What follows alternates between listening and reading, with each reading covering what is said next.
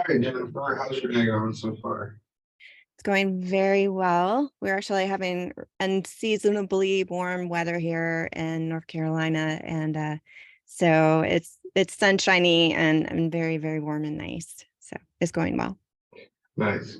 Um, for anybody unaware, this interview is taking place in the winter, so that's why it's unseasonably warm. For Yes. anybody watching this next winter. um, so I want to ask you,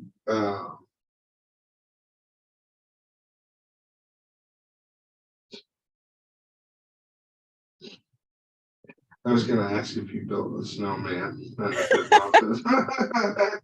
We we have had very little snow. It's we're expecting another cold front. And normally we have one more snow before Easter. So that's what we're keeping our fingers crossed for. Because we are in the mountains, we should be having more snow. So um and then yes, hopefully I will be able to build a snowman because right now it's just walking around in t-shirts and being grumpy.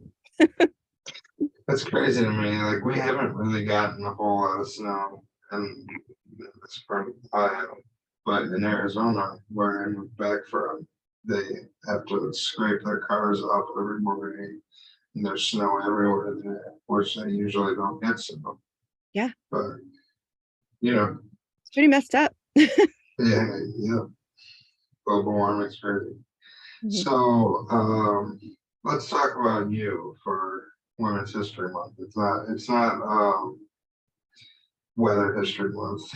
So let's talk about you. I want to know, going back, I want to know what was the spark that got you into this industry? That that is a great question. For me, my love of horror and thriller, just that genre, it's always been there. It's always been. I was a reader. Grew up, of course, reading all of Stephen King and Peter Straub and Dean Koontz and Clive Barker, and I was very introverted. And so, they become your friends. It's kind of like your world, and I didn't have a ton of friends that liked horror as much as me, so it felt like kind of my own thing, which was interesting for me, like kind of like my edge because I'm not an edgy person at all. Like I'm not a risk taker. Um, so it's always something that genre specifically, I've always loved horror movies and horror books. And then to to start writing, when I started writing screenplays, I had been acting for a little while, and writing horror just became natural. It was just natural to me because it was my love, it was my interest, and I am afraid of many things. And part of it is you have childhood fears, and then you have fears when you're a teenager, and then you have fears as a parent, and then as I'm aging, I'm having different fears. And so what's been really interesting for the past few years specifically is some of my screenplays were more about a fear of parenting and your children, losing your children. And then this past couple of years, it's been more about my parents and aging, and I lost my dad this past year. And Just um to hear oh, that. thank you. And he had dementia beforehand, so it was almost like I lost him twice. I he it was just complex. And I joke that my therapy is my writing, that instead of talk therapy, which is what I really should be doing. And I recommend therapy for everyone and to everyone. But for me, for whatever reason, right now in my life, I'm like, it's a purge. I'm gonna write it out. Um, and then I've just been really lucky because I've been making the short films and had the one feature film made based on my screenplay. And my screenplays and short films are doing really well in the film festival, the genre film festival circuit. So I've made all these incredible friends. Horror is one of those groups of people where we're all very opinionated. We all love what we love.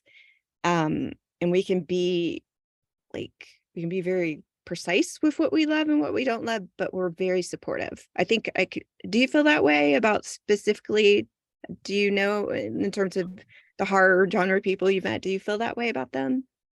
Um, Or are we a bunch of assholes? you're all assholes. I'm just kidding. No, it's tough to say because usually when I interview someone, even if it's for horror, we end up talking about lots of different projects that they do. So we end up like talking about a range of genres. So I don't really think I can speak to that. Okay. Plus, when people talk on camera, they're a little more nervous and may not say certain things or certain opinions. Yes. So I feel like I'm not equipped to answer that. Okay. But I want to know if you ever wrote a screenplay and then ended up acting in the same film. Yes. So when I first started writing screenplays, when I was still in acting class, and I was definitely writing screenplays with roles for myself, and a lot of them were kind of like mom roles, but it like in a ghost story, or a mom role in a horror or thriller. Um, and so that was nice to be able to, because I was exploring not only writing, but I was exploring to see what I could pull off as an actor. And I've kind of pulled away from acting this past couple years. I'm still doing it. I'm still auditioning, but um I'm definitely selective and not getting my hopes up as much. I've had a couple of, when you're an actor, you audition all the time. And sometimes you get penned or an avail check, which means that let's say you're in the top 3 for a role. And that happened a few times this past year. And one time it was for a role that like I was so excited for. Like I was like, you just are like, you're already seeing yourself there. You're already there. You're on set. You're working with all these different people. And then they released me. So I was not officially booked, but they were like, okay, we're not gonna use you. And that one hurt probably the most of anything. And I was like, you know what? That feels a little unhealthy. And so I was like, I'm just gonna write. I'm not gonna these auditions that come in, I'm just gonna play, I'm not gonna care, and I'm just gonna write. Um, and so I'm still kind of there. Does that make sense? That I kind of went from writing more for myself to now I'm writing just to write, and it's not about acting anymore. Have you written anything not for yourself that you ended up thinking like, well, I would be really good portraying this role, and then put yourself in there? Not recently. I haven't done that in a while. So I'd say in a few years, but I do have one short screenplay that it's one of those where important people have it, and it may end up being made as part of an anthology, a feature film anthology, and it may not. And it all comes down to money. And so as the writer, I'm just waiting to hear. And in that particular screenplay, there is a role that it would be really fun to do. Like I would love to do it because it would involve like special effects, makeup and prosthetics. And like, if you can make me scary, a ghost, demon, any of that stuff, I'm just like, yes. And but I'm also like, no, I would because I want to direct. I'd like to direct this one if possible. And I wouldn't, because that's so fresh and new to me, I wouldn't want to act and direct. That would just, my mind would just go psh. So so no, I think I've let that go. I have written things for my daughter that I'm like, man, she would be good if this was made. But I wouldn't like, it would never be part of the contract that you have to cast my daughter. You know what I Is mean? Like she, is she following you into the industry then? yes. She's a better actor than I am. She's incredible. She's a natural. And she had her first like big break role where she got a co-star role on the show A Friend of the Family, which was on Peacock. And it was based on a true crime, not true crime, but one of those kind of true crime stories about this man who abducted this young girl twice. And it was pretty fascinating. And she played the daughter of the lead FBI guy. And so she had like 4 days down there in Atlanta, and she was just great. At 15, I would have been a nervous wreck. I would have been like, and she was just sauntering in, like, I'm ready where you want me. I can, and I was really impressed. So I'm excited. I'm excited to see what she does and where she goes. That's awesome. Would you feel comfortable acting alongside her in that picture? I'm gonna say not anymore. I did when she was younger, and we did in Tigers, Here There Be Tigers, and the Stephen King one. And I think that worked because she was 12 maybe. And now that she's like a full-blown teenager, much more independent, I wouldn't how do I say this? Her acting career is more important than my career. My career right now is more writing. So I would not want her to be concerned at all about me in any other level, because I think sometimes in family, you can be a very professional actor, but especially as a mom, if I'm in a scene with my daughter, it's going to be hard to completely disassociate momness, because I'm not that professional of an actor, and I wouldn't want to be any part of that on her, distract her in any way. Does that make sense? Yeah, Okay. no, 100%. I so you've been in a lot of horror stuff though. Um, that I imagine you didn't write for, like like you were in Halloween. What was it, Halloween Kills? Mhm. And then you were also in Vampire Diaries, which isn't as much horror. It's like a mix of, horror and And drama. teenage drama. Yeah, yeah. Angst. Love Is, triangles. is it something that I know you said you love the horror genre, but is it something that you plan to stick to, both acting wise and screenwriting wise, Yes. or would you branch out?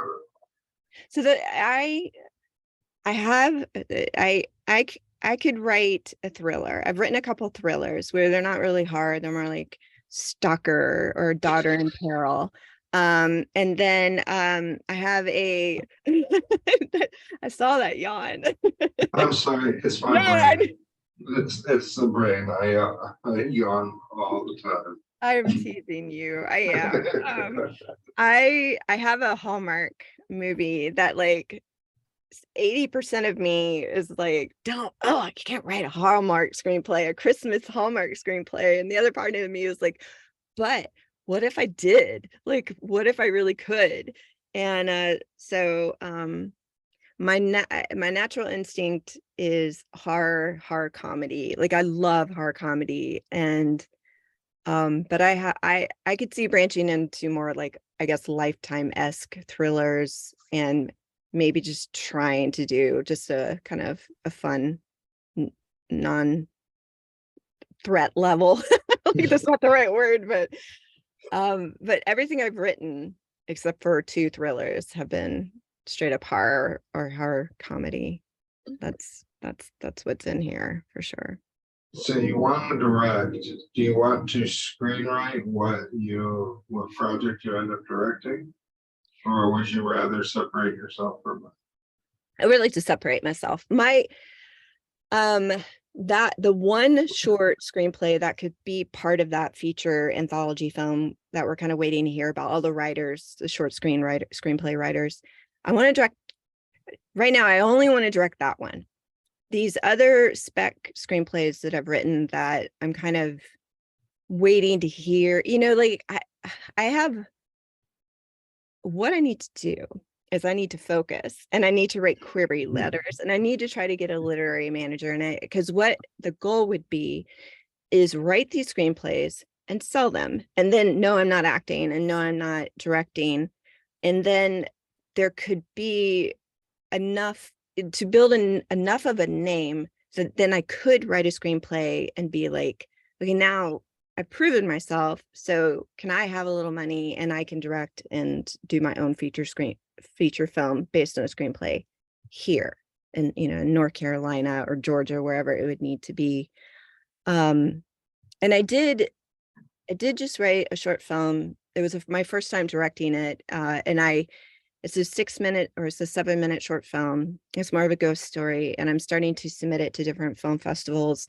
And I'm really curious to see how that does, because that was literally, I wrote it, I directed it, I produced it, and then there's 3 other people on set and 2 actors, including my daughter. And we did it in 3 hours. And then Polly, who edited and directed Tigers, edited this one. It's called oh my gosh, Remembered. See, that's I can't remember. Remembered. It's called Remembered. You couldn't remember. I can remember. But it feels like a rite of passage. Does that make I'm just like, I want to see how it does, because I can't I feel insecure about it, and that's almost like I need other people to tell me, oh yeah, this is actually really good, and we're gonna put it in this film festival, or it's not gonna get accepted in any film festivals, and it's gonna be like, okay, that one didn't quite work, and that's okay. So, do you have anything? I know COVID has been basically shut everything down. Do you have anything that you have been working on like regularly, other than the screenplays you've been writing? You know what? I got really, really lucky. This was lucky in the acting part, but also through meeting people again in the genre, the horror genre. I worked on an independent film that is, I think it's out now. They're working with distributors, but you can get the Blu-ray, the DVD. It's called Worst Laid Plans, and there's a book called Worst Laid Plans, and it's an anthology of short vacation horror stories.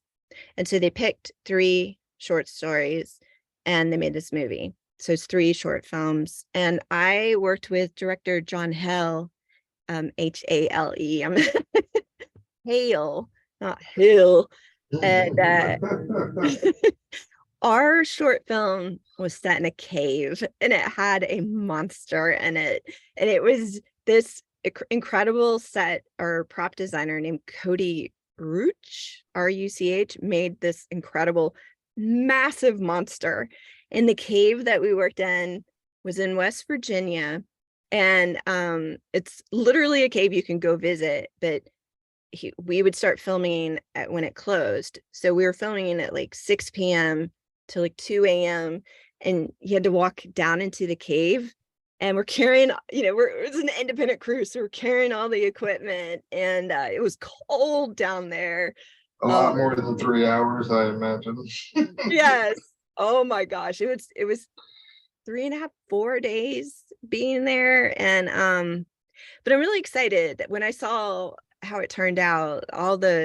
It's so Worst Laid Plans. It's just been going through the film festivals. It was just at Nevermore, and it was at Nightmares Film Festival. So that was really fun. That was really fun and it was a role that when John asked me to audition for it, I was just like, no, because it was kind of a brow beaten wife, like a wife that had been abused, not physically abused maybe, but emotionally abused, and wasn't speaking up for herself, speaking up for her son. And I was like, that's so not me. And then I was like, cold acting, Jennifer, you know, like, and I love John. So I was like, all right, I'm going to try. And so it was really cool to play very much against type for me. But also like I felt so safe playing that way. Like the guy who played my asshole husband, he was the funniest guy ever. So it's like we would be like cracking up between takes and then action and he'd be like screaming at me, you know, and it's just holy crap, okay. And so Yeah, that remind yourself it's called acting. it's acting. And I worked on another feature film over the pandemic, another role that was it was an experimental film, and I played the mom of a young person who was kind of transitioning from she, her to they, them. And I had adopted them. So they were also African American. And I played this very conservative Southern mom. And so that was also really hard to play because this woman loved their daughter or their, I don't even know, like it's still the language. I mean, Yeah. it's complicated, but it was such a beautiful story. So she loved her or them, but didn't understand the language of it and had to let go of all these dreams. And I feel like I learned so much, and because it was loosely based on a real story. And that one is almost ready to be put out into the world. And it's kind of science fiction-y, but it's going to be just breathtakingly beautiful. The lead, MJ, it's called E is For. So capital E is FOR. Just very talented people. I felt, oh, you know, if you've ever walked into a room with a bunch of people and you're just like, okay, I'm going to hide in the corner because all these people will have it so much more put together than me. They were just stellar, young, talented, all of it. Well, it sounds like you had fun though. With those projects being finished, is there anything that you are working on now or going to be working on in the future that you can talk about without NDAs? Guys, well, yes. There beyond besides the potential anthology film, which we should be hearing very, very soon. I got asked to write a short story. There's an independent film coming out. I'm not sure when, and I got asked to write a short story that fit into the world of this independent film and then convert it to comic book format. And we're going to release, or I'm not, but the people who made this film are going to release a comic book with this independent film that's coming out. And it's going to be a comic book of, I think, 6 different stories. So that was very cool. So I just wrote a normal short story, and I write screenplays. I haven't written a short story in a really long time. So I wrote a short story, and then I had to learn how to convert it into comic book, graphic novel format, which I was like, at first it feels like you're aging yourself, and then you're like, nah, man, I'm making myself younger. I'm using cells in here that have not been used in a very long time. And so right now, What is that one called? so it's going to be for a feature film called Spook T.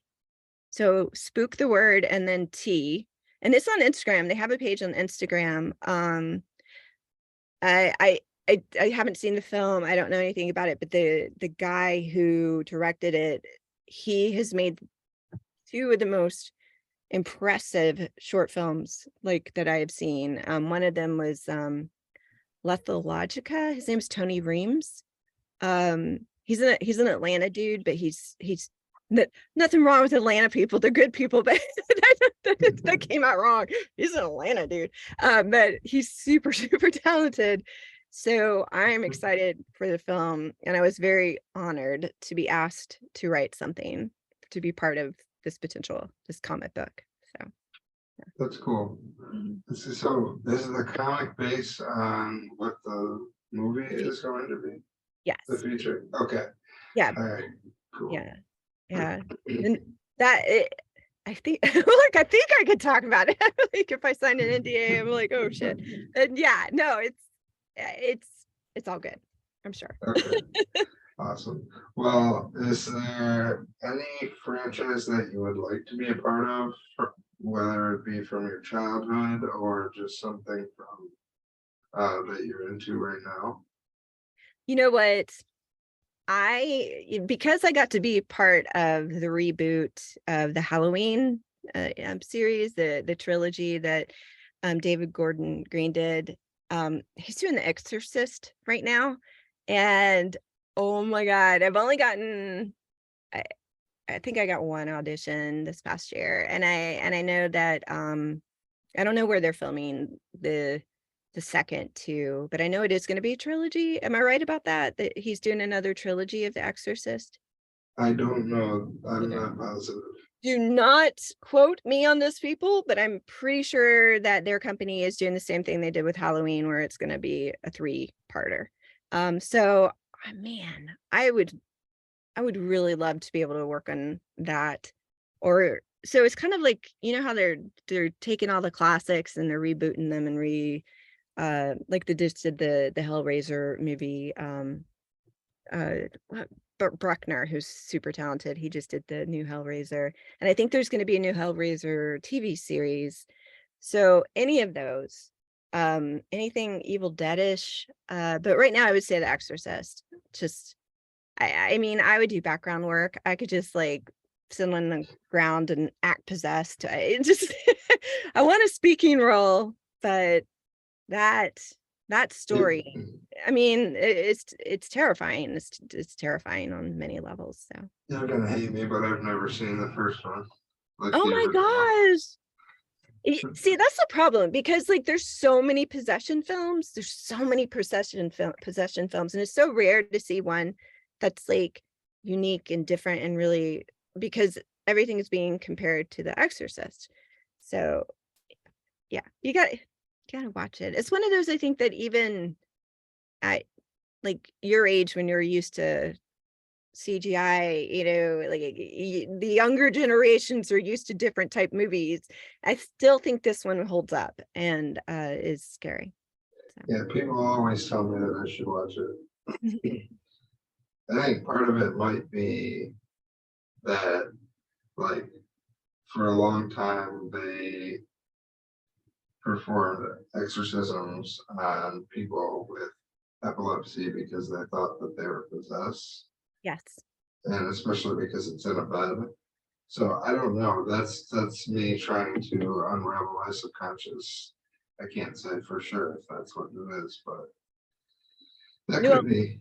no, I believe me, I understand that. There's a level of protecting yourself when you're potentially that close of seeing how people were treated. You know what I mean?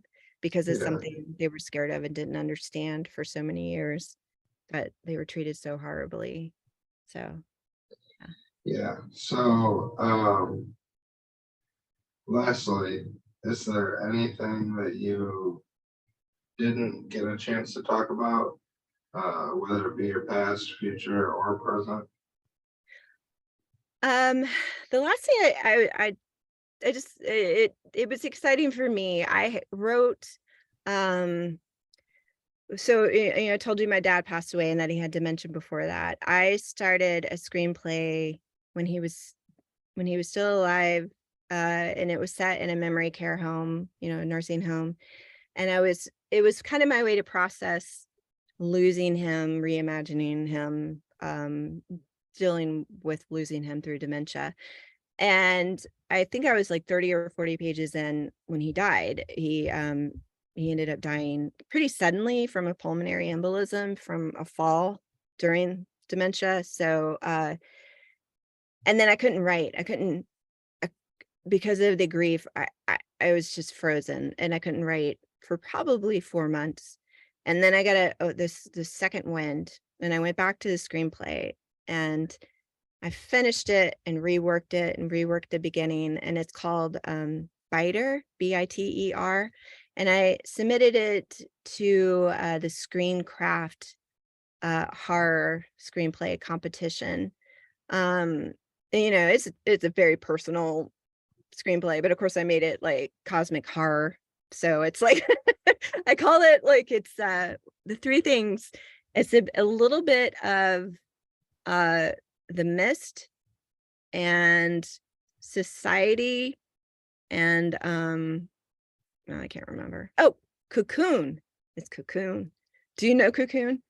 I don't know. You're too young. I know the miss, but It's okay. So anyway, it's but it was a semi-finalist. It didn't make it obviously to be a finalist, but it was a quarterfinalist and it was a semi-finalist. So that to me was just really validating that this is something special. So I'm excited about that screenplay and try to see what I can do with it. yeah, that sounds exciting. A lot of the stuff that you got going on sounds exciting, and I hope that you find more positions in directing as well, because it Oh, seems thank like you. that's where you kind of want to move to. Yeah. And then you can cast your daughter. No, nepotism. I am not a nepotist. Yeah, Although right. she's so good that if I could, I would. But yeah. Um, I appreciate you coming on. I really enjoyed talking to you, learning stuff that I didn't know last time we spoke. And I appreciate you being patient with me and my cognitive condition. No, I really appreciate you reaching out. And like I said, you're incredibly strong and impressive, and you should be very proud of yourself. Other than the yawns, which I'm used to boring people younger than myself anyway. Like my teenage kids are just like, oh my God, mom, what are you talking about? So You should have seen me in the interview before you. It was like almost an hour long, and I was yelling the whole time, and I felt oh, so bad because I no. didn't tell him that was because of my brain. Well, I just really appreciate it. I appreciate that you reached out to me, especially for Women History Month. Like that made me feel so good. So thank you. Thank you so Of much. course, yeah. Um, there's going to be a whole slew of women, female interviews, and Awesome. um, you'll be a part of that, so that'll be awesome. Um, and with that, I will say to Yes. Thank you. Thank you. of course.